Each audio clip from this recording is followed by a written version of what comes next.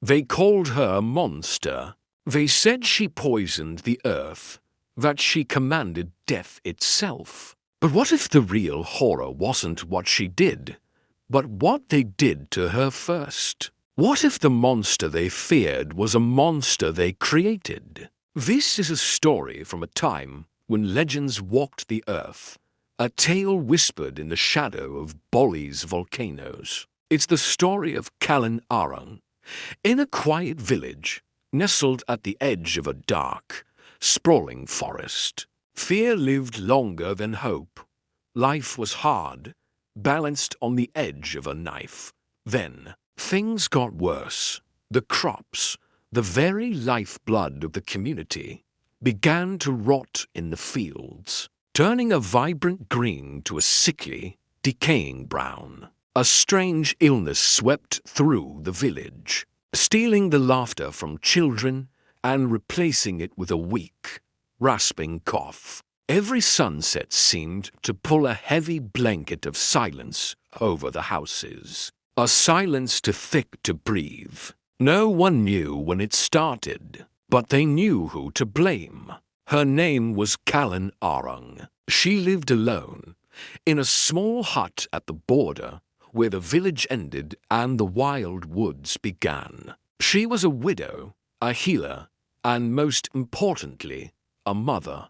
There was a time, not so long ago, when villagers would trace the path to her door, seeking her out. They came for remedies made from forest herbs, for blessings to protect their newborns, for words of comfort when all else failed. Calon Arang gave freely of her knowledge, her hands skilled in the art of healing. But kindness is a fragile thing, easily forgotten when fear takes root. And rumors, well, they grow much faster than rice in the rainy season. The whispers started small. A failed crop was her doing. A sudden storm was her anger. Her solitude was twisted into something sinister. The very knowledge that once healed them was now proof of her dark arts.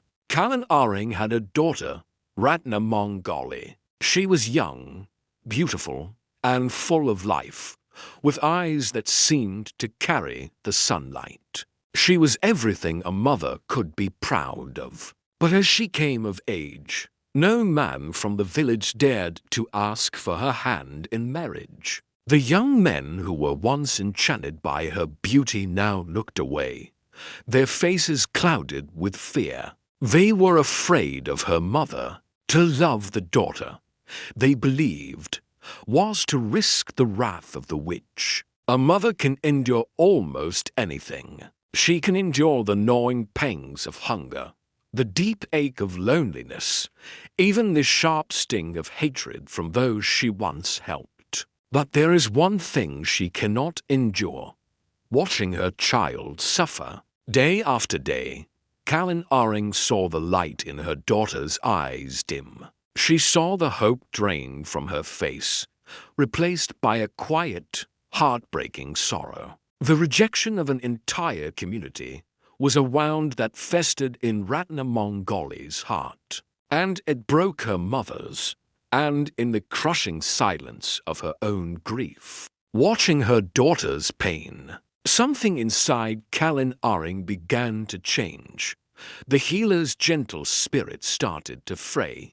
The love that had defined her began to curl into something else, something sharp and bitter. One night, beneath a sky as black as obsidian, with no moon to bear witness, she walked deep into the forest. She stood in a clearing where the air itself felt ancient and called upon forces older than memory. She didn't ask for power, not at first. She asked for justice. She pleaded with the spirits of the earth and sky to right the wrong that had been done to her and her daughter. But justice, when it's filtered through a lens of unbearable pain, can become twisted.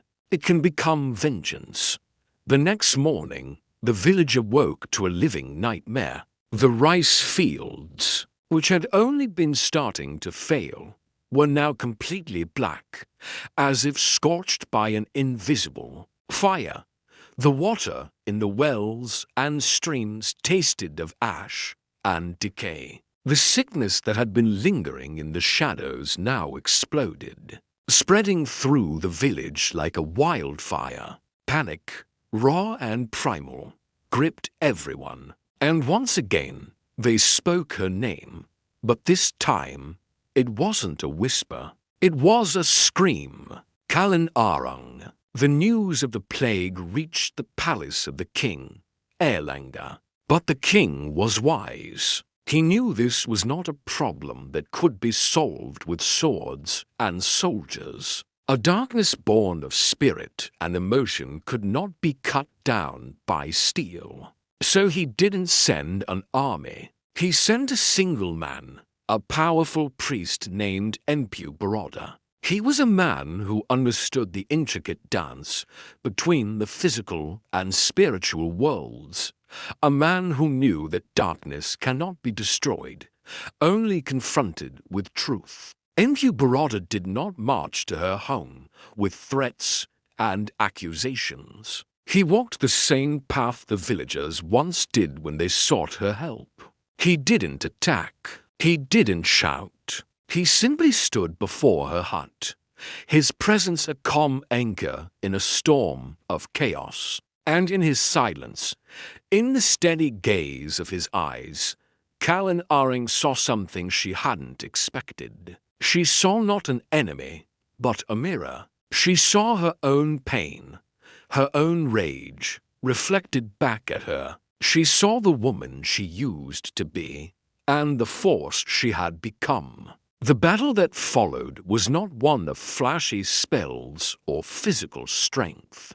It was a battle of wills, a war fought in the space between heartbeats. He confronted her with the truth of her own actions, the suffering she was now inflicting, showing her how her quest for justice had turned her into the very thing she hated, a source of cruelty and fear. He showed her the path she was on, a path of total destruction, not just for the village, but for her own soul. At the heart of her power was a sacred book, a Lonta scroll containing the dark knowledge she had embraced. As Empu Baroda challenged her, the book itself became the focus of their struggle. In the final, desperate clash of their powers, the scroll burst into flames. But she did not fall as a monster.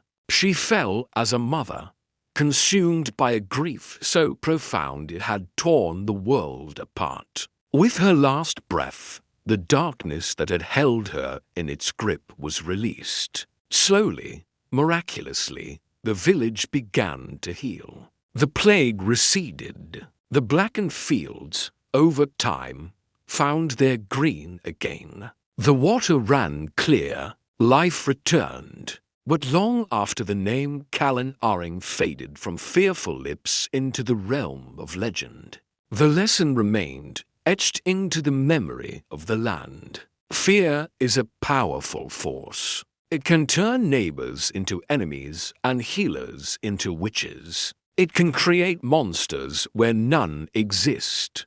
But the story of Calon Arang teaches us something more.